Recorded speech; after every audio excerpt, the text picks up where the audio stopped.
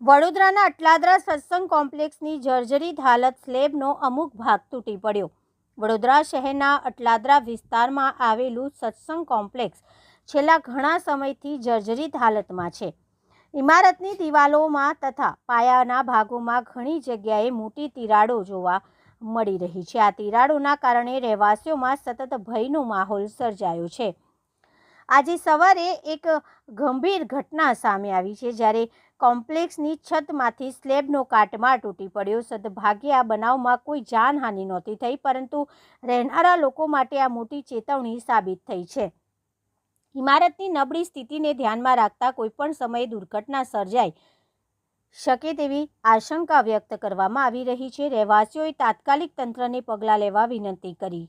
તેઓનું કહેવું છે કે જો સમયસર મરામત અથવા પુનઃનિર્માણ ના કરવામાં આવે તો ભવિષ્યમાં જાનહાનિ થવાની પૂરી સંભાવના છે।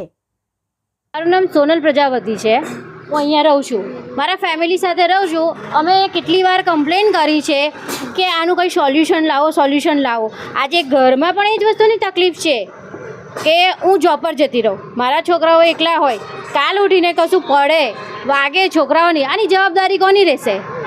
અમે કમ્પ્લેન કરીએ તો કોને કરીએ? આ સવારનો જ દાખલો જોઈ લો, સવારની પરનો 9:45 વાગ્યાનો છે। આ ભાઈ અહીંયા જતા અંદર એમનો કોલ આવ્યો, અંદર કોલ રિસીવ કરવા ગયા, એટલી વારમાં આ હાદસો બન્યો। ભગવાનના કારણે અહીં ઊભા હોત અને એમનો જીવ જાત કે ગમે તે કંઈ થઈ શકે તો આની જવાબદારી કોણ લે? આગળ અમે કેટલી વાર કમ્પ્લેન કરી ચૂક્યા છે, અમે ફોર્મ ભરીને આપ્યા, હજુ કોઈ સ્ટેપ લેતા નથી। અમે રિનોવેશન કરવા તૈયાર છે, ઘર ખાલી કરવા તૈયાર છે કે અમારા ફ્લેટનું ન્યૂ રિનોવેશન થાય, પણ કોઈ સ્ટેપ લેવા તૈયાર નથી।